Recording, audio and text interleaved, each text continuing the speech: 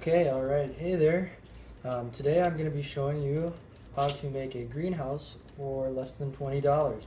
So here we got some half-inch Schedule 40 PVC pipe, and I'm doing this in a living room because it's really cold outside and I don't really own a jacket.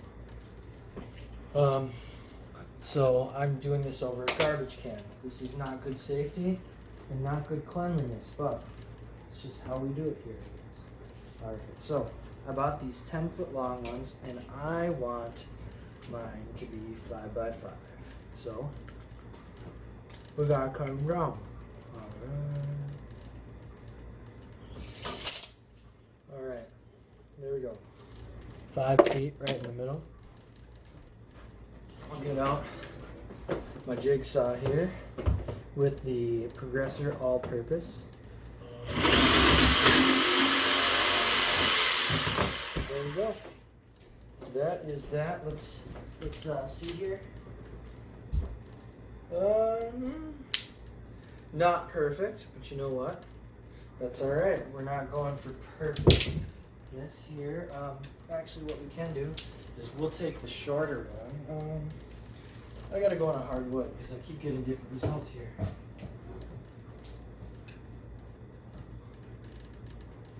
Just a little different, so that's actually all right. What we're going to do here is then take the next piece and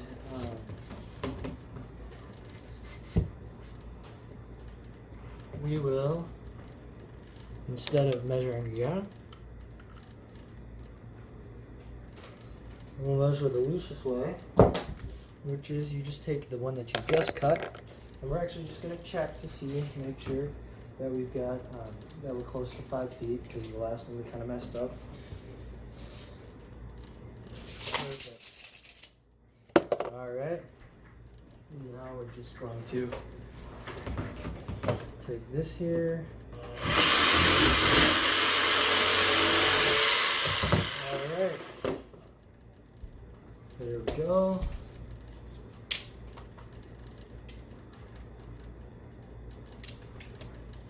Okay, so what I did here was I took the little pieces and I duct taped them in at right angles to each other so that you have the long one and then two here. So how this is going to work is that this is actually going to attach on the end like this, so that you then have your square, and then this hole is where the legs that stand up are going to go. And I'll show you that in a little bit. But to keep it so that these stay onto here, because if you look at this, the pipes that we bought, the diameter is a little slippery here. So to combat that, I took 2 little strips of duct tape on the end, and I folded them over just to increase the diameter just a tiny bit, so that now when I put this on here, this is very difficult with one hand. It sticks. You got to push hard. But now it's stuck. That way we have a much stronger bond. So I'm going to come back and then I'll be setting up the actual final structure here. All right, so here we have the square. It's a little weak, if you see.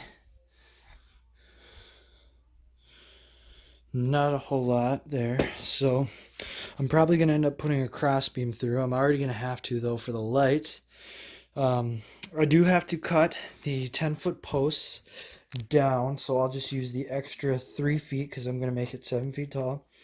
The extra 3 feet will make that cross beam, because if I have 4, it's a total of 6, so I can actually do 2 cross beams, which I might end up doing for extra strength, and then I'll use the leftover larger pipe to make joints to join the 2 here in the middle.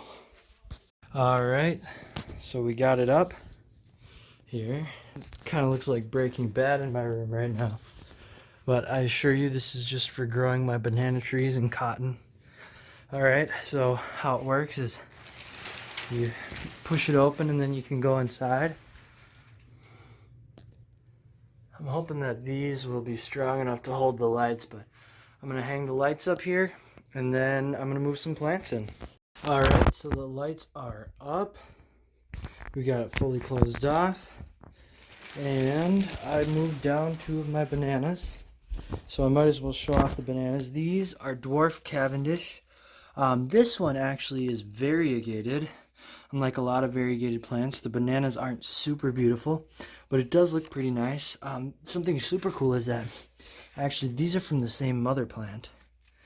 So the reason this one is variegated is really interesting because they actually should have identical makeup because of how bananas reproduce by budding or by pups, I guess. And then down here is a little guy who's growing out of the bottom of the mama banana plant, which is back home in Delano. But I think this will be a perfect growing environment for him. I'm going to get some of my other plants moved in here. I've got the handy dandy little germination station. I'm going to be starting some more seeds in here. I may actually end up making a few racks. I'm going to start most of my seeds under my bed here in the dark. But once they sprout, I'll probably end up moving it here. I originally wanted to have this to be adjustable, but that was just a lot of work, so I just stuck it so that way I wouldn't have to go out and buy some more PVC. I chopped up some plywood I had in the garage and I made little stands so that it will be more stable. And yeah, I'll be giving some updates on my plants and some new additions now that we got the greenhouse kicking.